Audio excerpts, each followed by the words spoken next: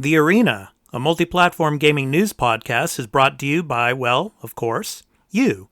If you want to learn more about how you can support the show, go to patreon.com/expat2020.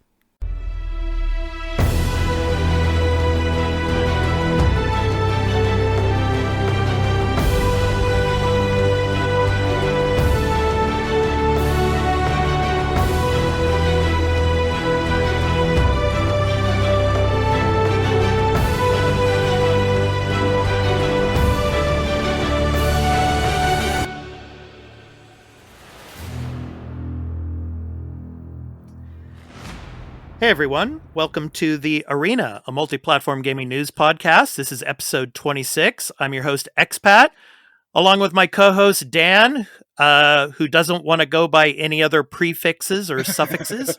So, Dan, how you doing today, man? I'm okay. I know. Maybe I'm just old-fashioned, but I really hate the whole web handle, Twitch username thing. I find it so frigging cringeworthy. It really annoys me that I can't call you by your real name. I refuse to say any other net name or web personality name outright. I think it's unbelievable, but I'm fine. You know, all that aside, yeah, that's all good. It's all good. What's new with you?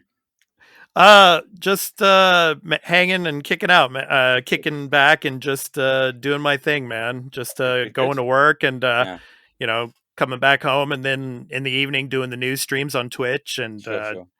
you know, just doing that routine. But yeah, you know, Super. as we were talking about before the show, there's a lot of construction going on around here. Because there's a light rail transit that they're constructing over by our mansion here. So yeah, the sidewalks on both sides are being torn out. It's you know, it's construction city around here. Very cool. So yeah, how about over there in the UK? What's going on right now? Not a lot. We've had a sudden cold snap. It was getting mild during the week. We had a sudden cold snap, and there's talk of snow this weekend, possibly. I think other parts of the UK are snowed, but yeah, no, not around here. Nothing happening. Nothing now. Oh, I see. Okay. Yours. So on today's show, we're going to be talking about Google Stadia, and of course, Stadia having their problems in their development, you know, studios. We're going to be talking about that. We're going to be also talking about Gearbox being acquired.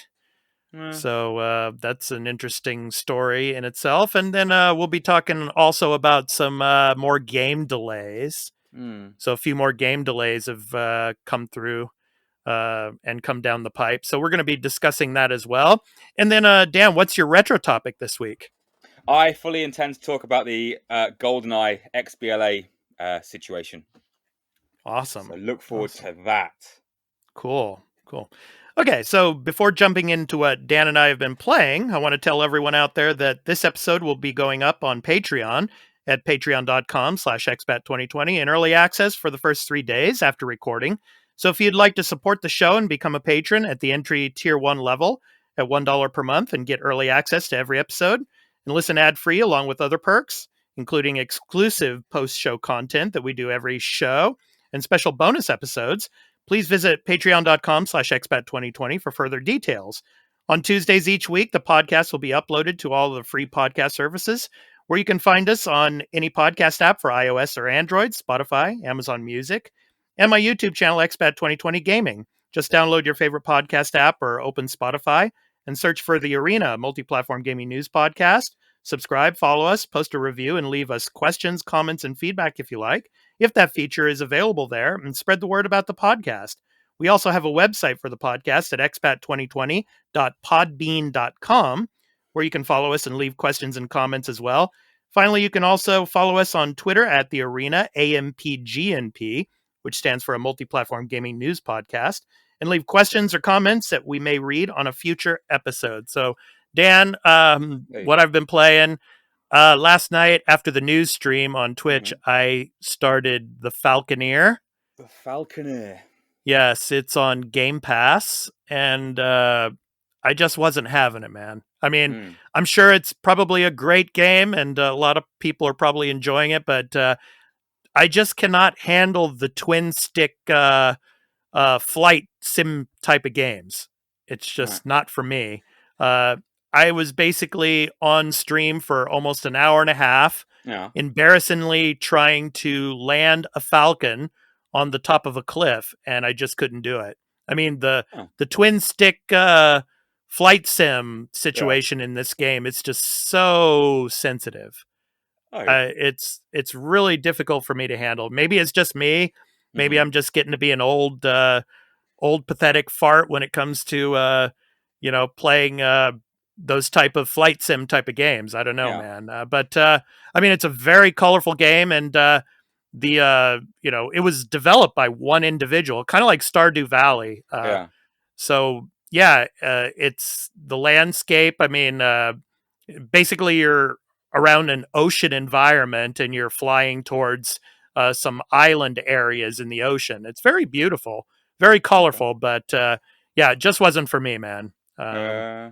So and yeah, just more of Assassin's Creed Valhalla and more of the medium. So Okay. how about for you, man? Yeah. What have I been playing? I've played a lot of Sekiro. I'm very much enjoying Sekiro. It's very hard. I got a bit disappointed because it got too hard at one point. But I Mm-hmm. managed to go back and play a bit more. And I've been playing, as a counterpoint, I've been playing New Super Lucky's Tale on the Switch, which is a super Oh, fun, yeah, like yeah, retro style 3D platformer, kind of like a Banjo Kazooie kind of thing. It's fun, very yeah. short. I finished it in Mm-hmm. about 4 or 5 sittings, I think. But Mm-hmm. yeah, it's good. That's cool. It sounds like you're typing something. What are you typing? I'm not. Really? It sounds like somebody's typing in the background. Hey, Jane's here. Jane, are you here? Yeah, sorry guys. Hey! I was typing you a message and I thought my mic was muted. But clearly it wasn't. I'm so sorry. No problem, no problem. So we want to welcome in NerdyJane, Twitch streamer Hey. and friend of the show and community member. So Jane, why don't you tell the listeners a little bit about yourself and what you've been playing, man? Hi, good morning everybody. I am morning for me. As was just said, I'm a Twitch streamer. I stream a couple of times a week. I'm a variety streamer, so I play a little bit of everything. Lately, I've been playing quite a bit of Fallout 76 still because that game is addicting, but that's okay. I got into Cyberpunk lately. Have been going crazy on that game too, and a little bit of everything. So that's it. So Jane, how is Cyberpunk holding up after the patches? So I haven't tried the newest patch that came out just a couple of days ago. I'm a PC player, so I'll say that the story is amazing, the gameplay is fantastic, but the glitches are not good. And coming from a person that plays Fallout 76 and any Fallout game, I know glitches and I can overlook a lot. The glitches have kind of killed it and killed the flow for me quite a few times. So I will say that they have some work to do. I'm looking forward to the future of the game and what they develop it into. But it's just, it needs some time to kind of fix. And for a single player game, I don't really feel, I don't know. I think I look at it a little bit differently than a massive online game like 76. I feel like it should have been in a better place before it came out. My opinion. You can disagree, but there it is. I see. And you were playing Valhalla a little bit, right? Yeah. I was. Yeah. I'm a big Assassin's Creed fan. Yeah, me too. Yeah. So that's a good one too. Cool. All right. And I would imagine you're probably nowhere near the finish line yet. Oh, of Valhalla? No. Yeah. No. Yeah, I'm about 100 Not even hours close. in. I'm about 100 hours in, and I'm still not close to the finish line yet. So, yeah. Not even close. Okay. So anyway, welcome, Jane, and we're going to go ahead and move on to our news stories, so a weekly news beat. So the first story tonight, Google Stadia. So good old Google Stadia, they're shutting down their internal studios. So basically, also Jade Raymond is leaving the company. So yeah, they had like 2 development studios, and they just weren't working out. So they decided to shut them down. So my question to you guys for this story is: do you believe that this is going to be the beginning of the end for Stadia? I mean, usually when you go into a project like this, you want to have some kind of first-party studios to have some games come out to back yourselves up. But is this the beginning of the end for them? What do you think? And do you think if they don't have any development studios, I mean, are they going to be able to compete with the likes of like xCloud and other services? So what do you guys think? Dan, why don't you start on this one? I'm not sure. I don't know. I mean, they could still be very successful just holding other people's games and hosting other people's software. So, I don't know. I don't know how integral Jade Raymond was. So I don't know how much of her leaving is a big thing. Speaking of which, speaking of Assassin's Creed, do you remember back in the day how like she was like just pushed to the front as like a distraction from what was going on behind the scenes? Do you remember that whole debacle about, hey, look, it's Jade Raymond? Yeah, I remember that. Yeah. That was really weird, like a weird counterpoint to the whole women in computing thing. That was really odd. Poor thing. But I think they'll be okay. I don't know. I think that's the least of their worries is not having a first party studio, because there's still loads of other people making games, and people would like to see the money coming from. So once the games have had their initial release and they've been on sale, blah blah blah, and then Stadia goes, hey, we'll give you X money to put your old game on our service. I'm sure someone will be happy for the continual revenue feed. So, yeah, should be okay. Jane, what do you think of this? Yeah, I agree. I think that I don't think it's a nail in the coffin. I think that there's a lot of also indie developers that may clamor at the chance to help Stadia kind of take off. And if they can be that leverage, it's really good for a budding company too. So I think there's a lot of opportunity out there besides having your own development team. I think that they have to be very strategic, and I don't know how much Google is going to care to be, because they have so many other revenue. So the thing with Google, it's like, do they need Stadia? Maybe not. So are they really going to put that much effort into keeping it going, or just ride it out until it crashes? So it'll be interesting to watch. But I don't think it's the end all be all.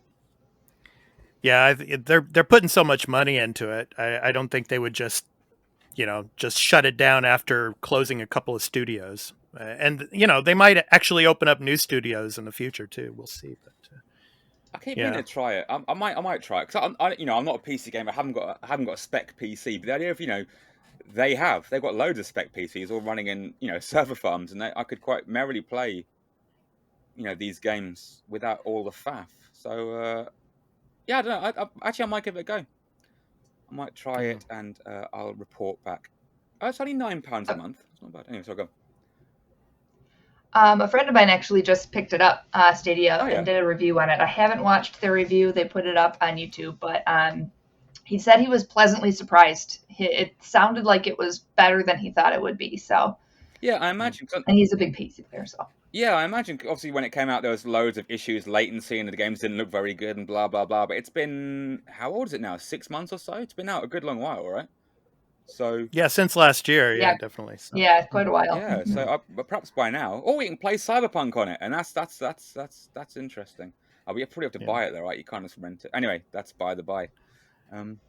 Yeah, I think when it first came out, they were showing off Assassin's Creed Odyssey on it. So, and it was running really well. So, Yeah, I think some of the issues that are not issues, but some people gripe is, okay, I'm spending this much on Google Stadia, and then I have to pay for each of the games. And then there was also some things about, like if I have an account for both my kids, the kids can't be playing the same game at the same time. We need to have 2 separate accounts with 2 purchases of the game. So like a console would be easier, because you could just plug 2 controllers in and the kids go. Except for, we're not going to talk about about the Switch and how you need to for like every game multiplayer, but we won't go into it. But that was another thing that Stadia had an opportunity to continue to make it an affordable option for parents. And I think they do. It's not nearly as expensive as, say, a PS5. But there was those extra purchases that maybe they want to play with in the future. Yep. Okay. All right, so let's go ahead and move on to our second story. So as Dan and I were talking about at the beginning of the show, Gearbox has been bought by Embracer Group. So it's the same Swedish company that owns THQ Nordic and Koch Media. So the deal basically is 1.3 billion. So that's going to be the max value of the transaction once it's finished. And it basically Gearbox will become a fully owned subsidiary of Embracer Group. And Gearbox was actually a publisher as well in recent years with We Happy Few and Godfall. So, God, do you guys remember Godfall? No, it disappeared without a trace. It disappeared, man. Yeah. It was supposed to be like a PS5 launch title, yeah. But anyway, so the merger is not going to change the relationship between Gearbox and 2K, for example. So, but I don't know, man. I mean, what do you guys think? I mean, Embracer, from what I've researched, it owns like 56 studios. 56 studios. And I mean, when is this going to end? I mean, this consolidation of game studios, I mean, in the industry. I mean, that's a lot of studios to own, man. So, I mean, they started, of course, with THQ Nordic back in the day and, from the mid-range type of, game studios. And now they're working their way up to the big AAA studios with like Gearbox. So, they've been doing it for like 3 to 4 years now, basically. So, what do you guys think of this, this consolidation in the industry type of thing? Is this a good thing or a bad thing with this acquisition? What do you think? Yeah. Jane, how about you? What do you think of this? Okay. I didn't want to step on any toes. I think good or bad is such a hard thing to determine for an acquisition like this, especially it's not the first one that we've heard in the past couple of months. I mean, you got Bethesda getting bought up by Microsoft, and these things have been happening all over the industry. Yeah. I think there's a reason to be concerned, but I also think that it potentially offers a lot more opportunity for the developers because they have such a stronger financial backing. We might see better quality games, better, quicker production or more solid production. At least that's what I'm hoping for in the Bethesda world, but we'll see what happens. I think that it depends on the contract that they have with Gearbox. And I don't know this company as much, but as long as they don't change, like if the core company is still there and they get the financial backing from this other company, I want to say I don't see a huge issue, but it depends on what kind of changes within Gearbox because of the merger. Yeah. If it's the same crew, the same developers, and they run it the same way, and it's really just financial backing, then I'd say it's probably not a terrible thing. The more that this happens for the industry, though, I think you're gonna lose a lot. I'm a huge indie developer fan, so I'm nervous about these bigger companies gobbling up. Not that Gearbox is a small company, but if they can get Gearbox, why can't they get 20 new indie developers? Yeah. Take them after a couple of game success and throw them into one of these bigger companies and say, okay, now you work for this company. And it's like, well, this was a budding developer that may have made 20 games in a totally different avenue, but now they're part of a different team and can't make that. So that's what I worry about with it, but I might be off base. No, it's totally reasonable. What do you guys think of? Oh, go ahead, Dan. Sorry. Yeah. No, I was thinking about speaking of Gearbox, Randy Pitchford. Yeah, Randy Pitchford. He's going to be staying on. Oh, that's going to be my question. 'Cause they want to get rid of that dickhead as soon as possible. He's a fucking that was going to be one of my liability. questions. That was going to be one of my follow-up questions, you guys. What are the follow-up questions? Yeah, part one should be, stage one, get rid of that prat and get someone that isn't a complete bell end on, because he's a liability. Good Lord. Yeah, there's been a lot of, things that have been said about him, and for example, within the company at Gearbox, abuse of employees, for example, the employees not getting paid. Yeah. So I mean, would it be better to keep this guy around, or to pay him out and get him out the door? Yeah, no, they should get rid of ASAP, because good Lord, he's a problem. Yeah, I think, if they got rid of him, I think Gearbox would probably be better off. So, didn't they embezzle funds from Colonial Marines? Didn't they steal money that were given to make Colonial Marines and put it into one of the Borderlands games? Isn't that one of the controversies about? Anyway. Yeah. But, whoa, yeah. Light embezzlement. Who doesn't do that on a daily basis, right? It's a little bit swept under the carpet. It's fine. Yeah. I don't know, man.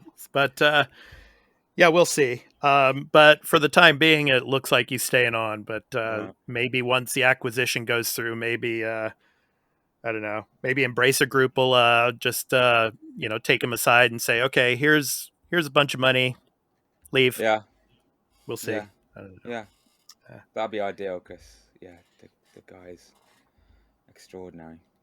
Yeah. Okay, so let's go ahead and move on. The third story I kind of want to talk about, it's basically more delays. Of course, we had earlier this week, Overwatch 2 and Diablo 4 basically are not going to be coming out in 2021, and we're probably going to be hearing more information about that at BlizzCon. So BlizzCon's going to be coming up actually pretty soon, on February 19th at 2 p.m. Pacific time, 5 p.m. Eastern time, and 10 p.m. your time, Dan, GMT. So that'll be the first day of BlizzCon. Second day will be on the 20th, 12 p.m. Pacific time, 3 p.m. Eastern time, and 8 p.m. GMT. And of course, we will be covering all of the information regarding BlizzCon. But Overwatch 2, Diablo 4 won't be released this year, and they haven't given any other information regarding when. Perhaps 2022? I'm not sure. And then also today, this broke earlier today, Prince of Persia, The Sands of Time remake has been delayed indefinitely. Ooh. Indefinitely. How can you bugger up an HD upgrade indefinitely? That's not a good sign. Yeah. So so after an earlier delay, the game it was scheduled to come out this March, and now they're just indefinitely delaying it. I don't know, man. So my take on all of this is everybody get your backlog games and work on finishing as much of your backlog as possible, because a lot of these games that were supposed to be coming out this year, they ain't coming out this year. They're coming out either in 2022 or 2023. So get those backlogs done. Yeah. So I don't know. What do you guys think of this? Yeah. Well, I, for one, have zero backlog. I have not. I don't have 500 games sitting on my Steam account right now that I've never touched. Don't judge, Dan. No. I'm envious of you. I can't imagine what that's like. How I literally can't imagine. For somebody that buyer's remorse up the wazoo. I'm like, I should not have. Why would I buy this? Oh, because it was on a Steam sale for $2. That's why I bought it. Oh, you're a hero. So absolutely. I now have a lot of time, clearly, but I, for one, am extremely perfectly fine with things being delayed, mainly because of what happened with Cyberpunk. Had they waited 6 months to release it, I think it would have been a much more solid game, and you wouldn't have had these problems. I know why they didn't, and they let it out, but it was a disaster. Again, Fallout 76. I know disasters. That was a disaster. So, or day one disaster. The game's good now. Don't hate me, Bethesda. Yeah, I think that take the time. Developers need to take the time that they need, and they also need to not put so much strain on their developers too. I don't agree with waiting till the last second to push something back indefinitely. I think that's crazy. I think that you knew months ago that you weren't going to hit this deadline. And if you either didn't listen to your developers or didn't want to spread the bad news, I don't know. But a month before it's supposed to come out, you let people know. That's kind of not great. So for me, take all the time you need to make it a good game, and make sure that your developers are being taken care of and they're getting enough time to do their job and not working, 18 hours a day, 5 days a week, 6 days a week to try to cram it in, because that's also not what I want as a gamer. I want a nice game that's solid when it comes out. If it's got a few glitches, that's okay, and that the developers were happy working on it. Dan, what's your take on all that? Yeah, no, I echoed it. Yeah, damn right. But I think all these delays. Yeah, obviously, the older I get, the less I kind of care about when the games come out. I just want to play them when they get there, so I don't really care. But there's always all these indies and all these smaller people who aren't affected by such things. So we'll still have there'll still be loads of interesting, small, quirky things to play as we go along. So that's very cool indeed. It's funny you mentioned Cyberpunk, because Activision just 2 days ago they announced that the new Call of Duty for this year is coming out in like October, November. What? It's going to come out. Yeah. And I see bugs, and I see Cyberpunk written all over this, man. I mean, this is just an accident waiting to happen, I think. This is just my opinion, but I mean, I don't think the next Call of Duty is going to be anywhere near ready, especially with COVID and everything else that's been going on. I don't know, man. What do you guys think? Call of Duty, I don't see it being good. I don't know. But then how much are they changing it now? I mean, it's just like a mission pack now, isn't it? I mean, there's no great innovation. It won't be a new engine. There'll be nothing new. It'll just be a reskin. It'll just be. It could be. We don't know. 1.5. Well, I'd bet money on it. If you're going to have a yearly franchise, you're not going to throw it all away and start, because you simply cannot do that. So it will be a lot of shared engine, shared assets in the previous games, and just, I imagine, it'll be that. It'll just be plus a bit. Previous game 1.5.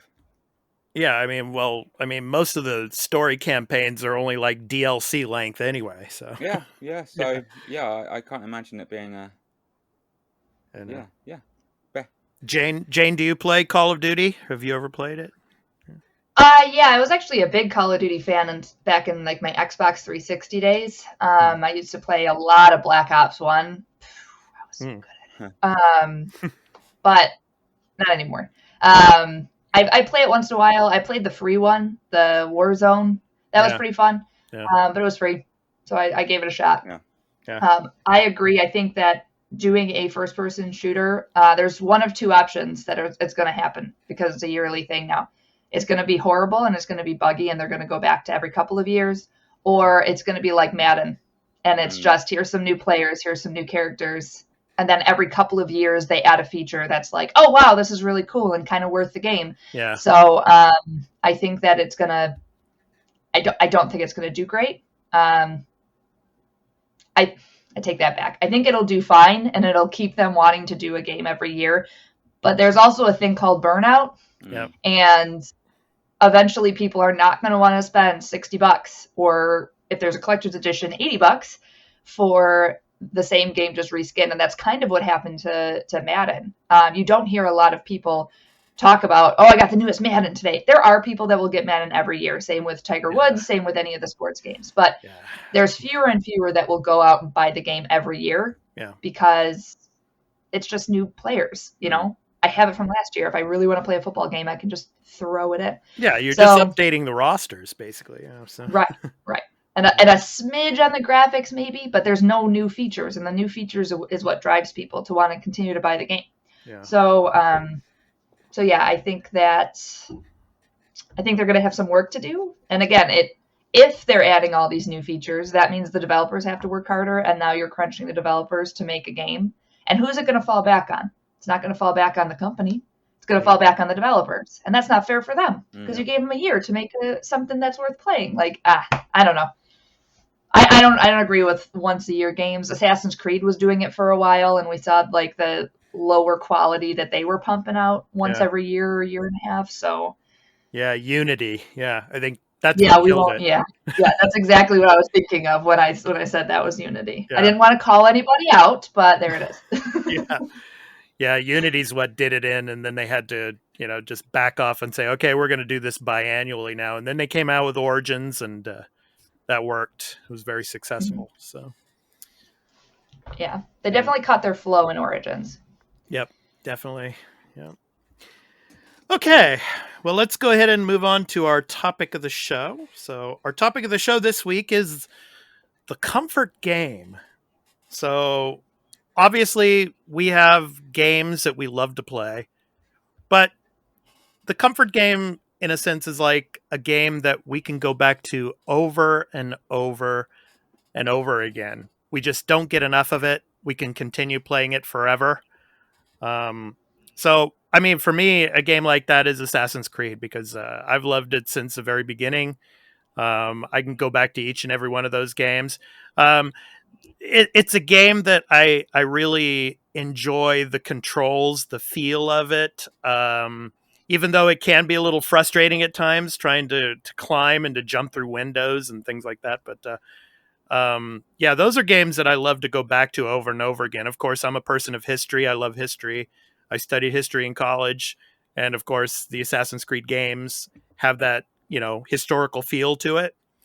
So that is a comfort game for me, in a sense. So what I want to do is discuss some of the games that we've played throughout the years that pull us back to them over and over, and why. Like, what kind of games make you want to go back to them? And are there many games that have recently come out which have replay value? So yeah, the comfort game and its replay value. So what about for you guys? What is a comfort game for you?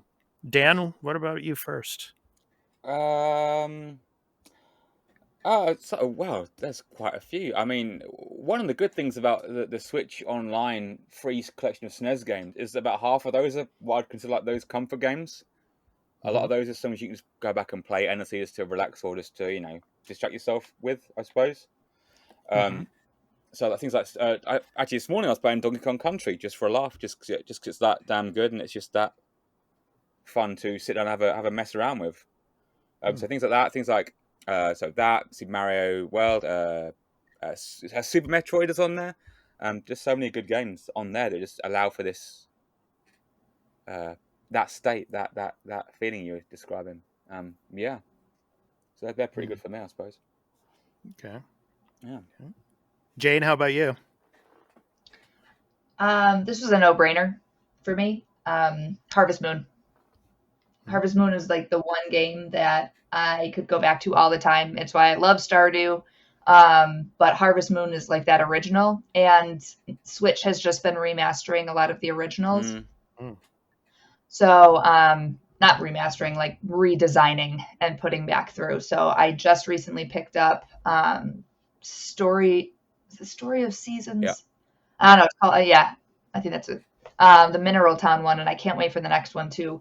And it was basically a remake of my childhood. So it was, like the original town from N64, because that's my first time playing it, was back on the N64. It was like that town with a huge upgrade to basically everything, and it's been like a trip down memory lane.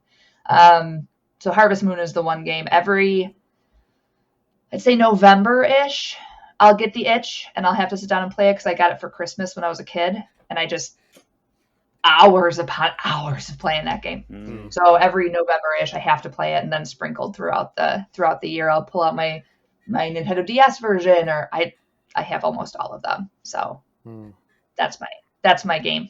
Cool. So what about games that have come out recently? like in the past year or two? Are there many games that you feel have replay value? Like, for example, Last of Us 2, would you play that again? For example, Man of Medan, would you play that again? I mean, some games that have come out in the past couple of years, which ones do you feel have replay value to them? So that's quite tough, because both of those examples you gave, Yeah. they're very heavy story. They're very heavy. Like, knowing what you know about Last of Us Part 2, you'd have to be in a certain mindset to go back and play, I think. I mean, you certainly can't play it to feel good. You don't go back to play it just for a little bit of a laugh. You go back to experience that whole thing over again. Yeah. So, yeah, I don't know. I think things like Animal Crossing have endless, replayability, I suppose, just to keep you coming back in. But yeah, I think that's raised a good point. Like, what makes a good go back to, play again game, a comfort game, like that sort of thing. You can't really. I don't know. I'd be interested to meet someone who's like, oh yeah, I play Last of Us Part 2 to unwind, and it's like, Jesus, what's wrong with you? Yeah. What's your day to day like? It must be unbelievable. Well, here's I wanna bring this up. Some of our listeners, I asked the question for replay value games. Oh, brilliant! And a couple of our listeners gave some comments. Of course, Silent Hill Dude. Of course, we know him as Brutal. He's one of our friends of the show. What's his game? Silent Hill. let me take a wild one of them. All right, one of them. Cool. So he says for me there are a few: the Halo trilogy, Conquer Live, and Reloaded, and Silent Hill 2. Says I know that last one is weird as a comfort game, but it really is for me. And one other listener gave some comments at Missing No. She says, I guess Resident Evil games always have me coming back, but I can't name a single one. It's more like the series as a whole. Pokemon is another that I seem to come back to, but more so the older Pokemon games. So I think Resi 4 is a game you can definitely just go back to and play again and again and again. Yeah. Yeah. I second that. Conker's Live and Reloaded. I have Conker's Bad Fur Day, which was the original, and I can attest to going back to that multiple times for my N64. So love Conker's. They need to come out with the multiplayer for Conker's onto like my PC or next gen consoles, because I would play the heck out of that. That would be amazing. Just the multiplayer, but yeah. So my final question on this is, what is the most important aspect of a game that gives it replay value, you think? Familiarity. Yeah. I imagine. I mean, like, from hearing what everyone's been saying, and like what James was saying, like how your childhood and all that, and stuff you've played before, and you play it, once a year or so. Certainly for me, that's one of the things, because like, playing Super Metroid, I played Super Metroid about 500 times. Metroid Prime, my favorite game of all time. I played that 1 million times. It's just it's that familiarity, I suppose, because you know it's going to come, and you know you get into like a kind of a state, don't you, when you're playing these older games where it just becomes sort of like a rhythmical thing, I guess. Yeah, I don't know. Yeah, I agree. I think it's got to have this. For me, it's got to have. For me, it's got to have nostalgia. New games can still have nostalgia, whether it's another one in the series like Harvest Moon, or I played the heck out of Destroy All Humans, and I like going back to that. The new Manhunt game, I went and played that a few times, and they're short in a lot of cases for me, because I can kind of blow through it. It's not something I'm going to sink a lot of time into, because I have too many games that I sink too much time into. But for Manhunt, I used to play the Jaws on NES. I played Jaws on my PS2. So like it kind of harkened back to like childhood fun where I didn't have to worry about working. So yeah, I think that for me, it's got to be kind of a nostalgia kick for me. And I need to, it has to be kind of short, and I usually play like funny games over and over again. Just fun, nothing serious, no, life-changing experiences involved, like some games that are out now. So yeah. For me, it's the ease of play. So I go back, being the old guy here. I remember going back to the arcades and playing Defender when it first came out, and I was a master at Defender in the arcades. I loved playing that game over and over again. It was just the ease of play with those with the sticks and all. Unlike flying games, of course, as I was talking about, Dan. But Yeah. but and then of course came Resogun in the beginning of the PlayStation 4 era, and it you know, like Jane was talking about with nostalgia, it just brought me back to that time of playing Defender in the arcades. And that's another game that I could just keep going back to over and over and over again and playing the hell out of it. You know, the ease of play with it. Yeah. And like I was saying at the beginning when we were bringing up the topic of the show, Assassin's Creed, just you know, moving the character and you know, going with the flow of the game. I mean, the ease of play for me, it's very comfortable, and that's what gives it replay value for me. So, which Assassin's Creed did you find yourself going back to the most? I would say Brotherhood.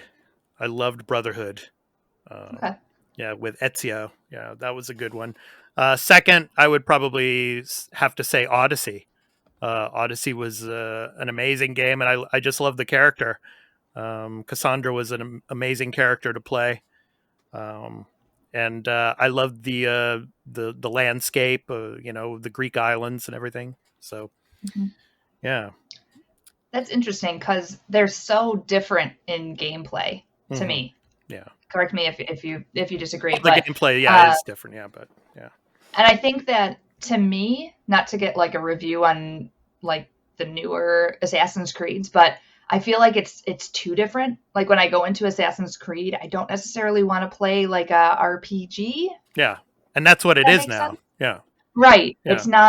It's not the sneaky, and I really don't have to be sneaky ever anymore. Which in my gameplay, it's fine because I'm never sneaky anyway. But like you kind of had to be, even up till Black Flag and Rogue, you still had to have that sneakiness, even though it was an open world exploration. And I found those to be much more fun. Yeah. And because if I want to play an RPG, I can play Skyrim or I could play Fallout. Or there's a billion other RPGs, but there was only one Assassin's Creed. You know, so there's that. Yeah, we had this conversation, so I wanted to hear your 2 cents as a Assassin's Creed fan. Yeah, no problem. Yeah, I mean, it's they are different games, but they do have those elements, and you do have the options to be sneaky, or you do have the options to just go in and kill everybody. So, yeah. So, cool. All right. Okay, so let's move on. Dan, it's time for your retro topic of the week. Oh, God. Hey. So, I mentioned, I think on last week's show, I mentioned how footage had leaked of the GoldenEye XBLA version, the remaster they made for the Xbox 360 of the N64 classic GoldenEye. And so, like I said, someone had uploaded 2 hours of playing a late beta version of the game. So it was pretty much there, a few glitches aside. And so that was all the big buzz. And then, like 3 days later, or 4 days, sometime later, it was released. Right now on the internet, you can go out and you can download GoldenEye XBLA and an emulator. If you haven't got a modded Xbox 360, I have, but I haven't put my game on it yet. I haven't tried it on original hardware, but you can go and download the emulator. It's called Xenia, and Xenia is an Xbox 360 emulator. You can download that. It's very small, very efficient. It's very good actually. And the trouble is, you need. I don't know anything about PC specs, but I think you might need something quite meaty because obviously you're emulating quite an impressive console. So my laptop just about ran GoldenEye running on Xenia, and I gotta say, man, it's pretty freaking awesome. Jane might be able to help you with that because she's into the PC scene. So. Yeah. It's immense. Like if you have a PC, go out and download Xenia. You can find the image files, the ROM for GoldenEye. I think it's an archive.org. So my next big project is to get my hacked 360 out and dump the files on there, because honestly, it's incredible. It's so amazing, the fact that we've always known, because they haven't really hidden its existence. They've always kind of said, yeah, well, we can't get up for this. But now it is out there, and it works. It's brilliant. It's just GoldenEye 64 that looks way better. It still handles the same. The animations are pretty much the same. The characters have been remapped and upgraded, but bloody hell, after all this time to be playing a really fancy version. And it turns out, so the big myth was it was Nintendo. Nintendo said you can't have this game. Because it was a hit on a Nintendo, blah blah blah. It's our game. Apparently that was BS all along. Apparently what the big issue was with MGM and like the owners of the Bond brand. And the whole time they were like, Rare have tried to, like, 3 times to release this game, apparently. They've tried to release it on XBLA, tried to release it in time for Rare Replay, and tried to redo it again recently. And apparently the whole time it's been the rights holders at MGM saying you can't do it because the game features Pierce Brosnan, and we only allow Bond games to feature the latest Bond. We can't have Bond killing civilians, which I think that happens in the game anyway. But there's a bunch of rules set in place by MGM as to why this game can't come out. So it's really going. It's another, like, I think we talked about this ages ago, maybe. Did we talk about this ages ago? About how like we lose games because of like licensing agreements and stuff. Yeah. And this is just textbook example of that. But thankfully, some brave soul, some absolute hero, some god among us mere mortals, snuck it out and uploaded it to the internet. And everyone needs to do this. We need to see more of this. I'd love to see more of this because there are loads of games that are halfway to, like, imagine like if someone leaked what was it, Star Wars 1313. The third person Star Wars game that was in development. That would come on quite a long way. I'd love to see more things like that get leaked to the internet. Something like Amy Hennig's Star Wars game that she was working on. I'd like to see more of that. But so it's out there, people. If you've got a fairly meaty PC and the inclination, you can go download an emulator that's actually very, very small and go to archive.org, I think, and look up GoldenEye XBLA. Or if you're like me, you've got a hacked 360, get it on there and have a go. But yeah, this is amazing time, especially if you're a fan of the game, like I am. This is pretty special. And again, it's just heartbreaking that IP holders just can't get their shit together and just, I don't know. Yeah. Rubbish. It was actually one more final point. Like, I believe apparently a Rare at one point was so sure this was going to come out as part of Rare Replay, they actually recorded behind the scenes like discussions about the making of the game. Because on Rare Replay you can watch discussions about how they made Conker, how they made Banjo, how they made all these old games. And apparently they made a bunch of these interviews and discussions about GoldenEye because they thought we might be able to get it on there. Imagine that. Yeah. Imagine having GoldenEye as part of Rare Replay. Oh man, that would have been pretty damn special. Yeah. But we got it now. It's pretty damn good. Go and check it out. I highly recommend it. Cool. Jane, do you have a pretty meaty PC? Getting there. Nice. So I actually just built a brand new PC. Yeah, I saw some pictures of that. Yeah.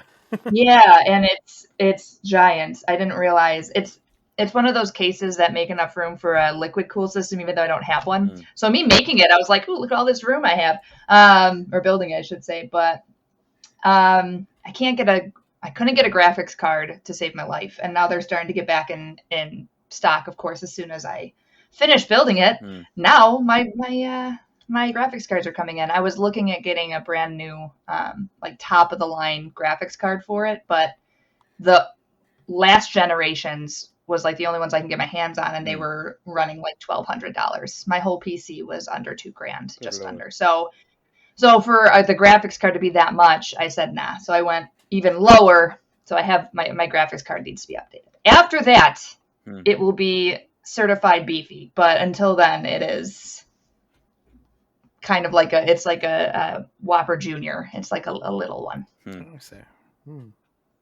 Okay. Very cool. All right. So Dan, thanks for the topic of the show on GoldenEye. Yeah. Actually, I showed a little bit of that footage on the news stream on Twitch a few nights ago. Yeah, it was pretty cool. And it's weird. Well, it's pretty interesting how it's kind of like Doom in a sense. The old Dooms going through those corridors and shooting everything. So It was really pretty cool, man. So I mean, it is amazing. I would. They could release it and in that state, 50 quid. I'd pay it day one. I wouldn't even think. It's so heartbreaking that you just bloody can't. It just. Oh, I hate this tedious stuff. Yeah. Okay. So thank you for that, Dan. And now it's time for the new game releases via Metacritic for the week of February 8th through the 14th. And this week we have 3 games on the list. So 3 games this week. And the first game on the list, which comes out on February 11th, is Little Nightmares 2. Whee. Yeah, Little Nightmares 2 for PS4, Xbox One, PC, and Nintendo Switch. For PS5 and Xbox Series X to be determined. So for last-gen consoles. So Little Nightmares 2 is a suspense adventure game in which you play as Mono, a young boy trapped in a world that has been distorted by a mysterious transmission from a distant signal tower. With Six, the girl in a yellow raincoat, Mono sets out to discover the dark secrets of the signal tower and save Six from her terrible fate. But their journey will not be easy, as Mono and Six will face an array of new threats from the terrible residents of this world. So, linear action adventure. Jane, did you play Little Nightmares? I did. I never finished it, though. I got stuck on the kitchen. I know exactly, like in my brain, I can see exactly the part that I got stuck on. And we're talking like 8 months ago that I tried this. Nice. It is excellent. Yes. It is the right amount of spooky, the right amount of like terror, but it's also a heck of a lot of fun. Fans of, what was the Limbo? Yeah. Fans of Limbo will really get into Little Nightmares. Yeah, Limbo and Inside. Yeah. Mm-hmm. So, yep. Yeah. Dan, did you play Little Nightmares? No. I've heard nothing but good things. I should go and check it out. Yeah. Might be a project for this week. Cool. All right. Next on the list, Galgun Returns. Comes out on February 12th. So on PC and Nintendo Switch. So I don't know if you guys have ever heard of the Galgun series, but the infamous ecchi rail shooter is back. Fight back with pheromones as girls throw themselves at you and try to find true love in less than a day. Discover a beautifully reimagined version of the first game of the series that never came to the West. So, yeah, Galgun Returns. Eesh. Yeah, exactly. Yeah. So those Japanese titles, man. And finally on the list, Super Mario 3D World plus Bowser's Fury. Yeah, on the Nintendo Switch, coming out on February 12th. Yeah. So, Dan, I know you're looking forward to this one. So I've pre-ordered it. Yep, it's on its way to me as we speak. The cat's out of the bag. Super Mario 3D World is onto the Nintendo Switch system. Pounce and climb through dozens of colorful stages. Mario and his friends can use power-ups like the Super Bell, which grants cat-like abilities like climbing and scratching. Work together locally or online with up to 3 other players to reach the goal end to see who can get a high score. The Super Mario 3D World plus Bowser's Fury game features the same great co-op gameplay, creative levels, and power-ups as the original game, but also so much more. So, 3D action platformer, up to 4 players, comes out on the 12th. So, Jane, are you looking forward to this one? Don't hate me, Dan. No. I had no idea it was even coming out. So, no, I'm not a huge Mario fan. I like the original. I'll go back to like the original NES one or Super Nintendo ones and stuff like that. But I like the first 3. And we did play a little bit of Mario Maker. I'm just really bad at it, and I get really frustrated after I die so many times, especially in Mario Maker. So we'll probably get it eventually, but probably not day one. Okay. So, Little Nightmares 2, Galgun Returns, Super Mario 3D World. So, what are you guys' pick for this week? I think for me, definitely Little Nightmares 2. I definitely want to play Super Mario 3D World again too, but yeah, I think Little Nightmares 2 is something I want to pick up. I think that's my pick of the week. Dan, how about you? Yeah. I've got Mario on the Way. That's my pick of the week. Okay. Yeah. Jane, what about you? Yeah, Little Nightmares all the way. Yep. All right. Okay. So, before we conclude the episode, I want to let everyone know where you can find me on social media. You can find my website for gaming content at expat2020.live, and all my other social media links to Twitter, Instagram, my Discord server, the podcast website, as well as my YouTube channels at Linktree. So that's linktr.ee/expat2020.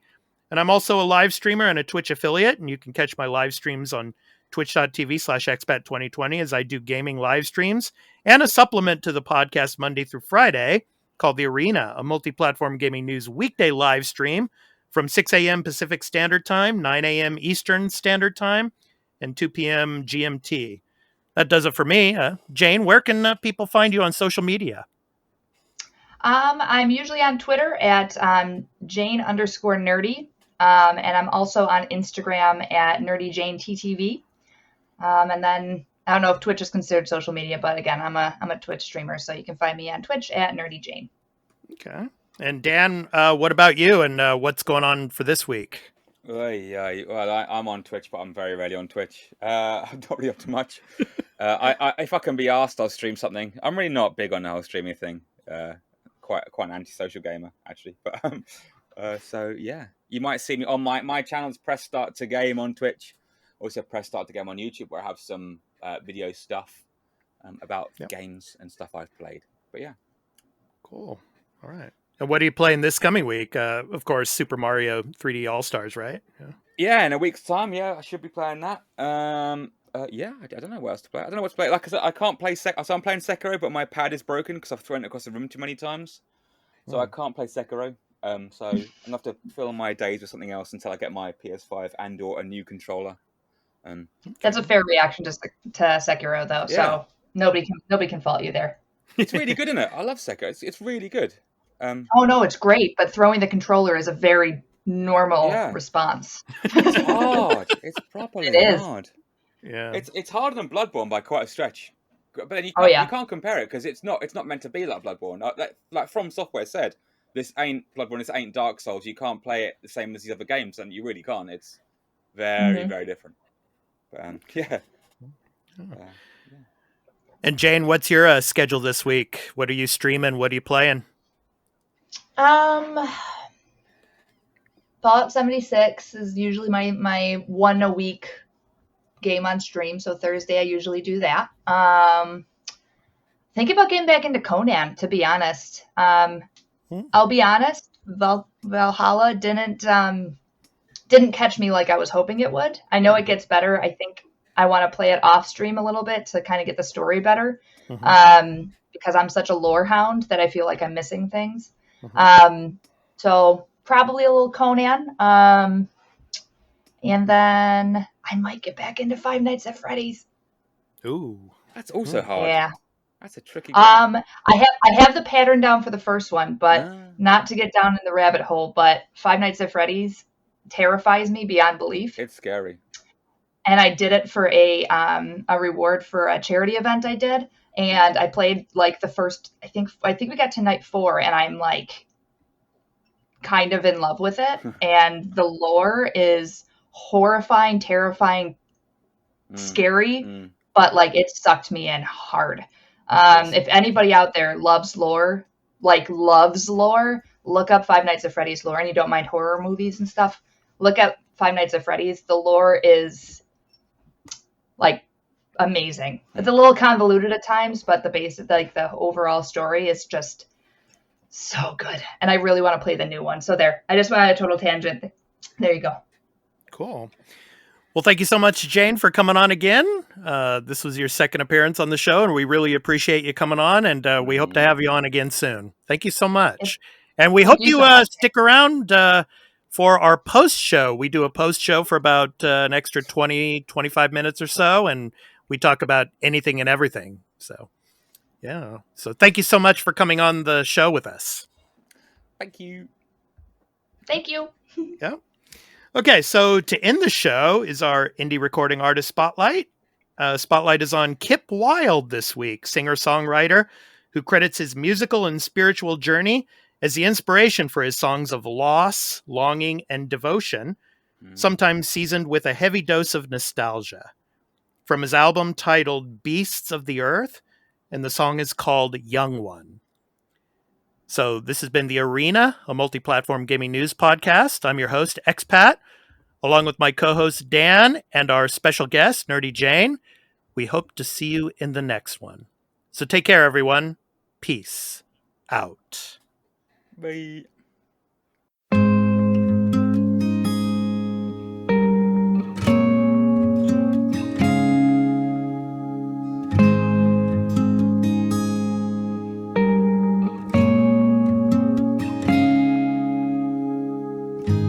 Get out of your head, young one. Don't let the fear consume you. Wander as far as you wanna go and use that light to follow through. We are the ones to pretend, but we are the ones to never give in. No matter what the world throws at us, you always have me, and I have you.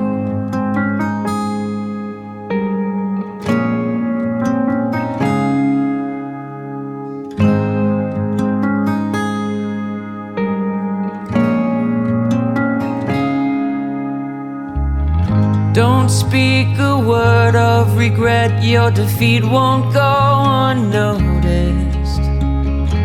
Fear is the only real danger, so don't let it break your focus. Takes so much to get out of bed. It's hard to forgive, but don't you forget, no matter what the world throws at us, you always have me, and I have you.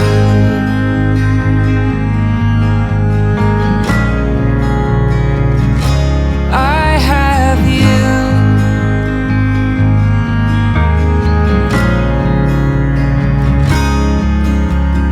Don't be fooled by misinformation. Fight the flames of intimidation.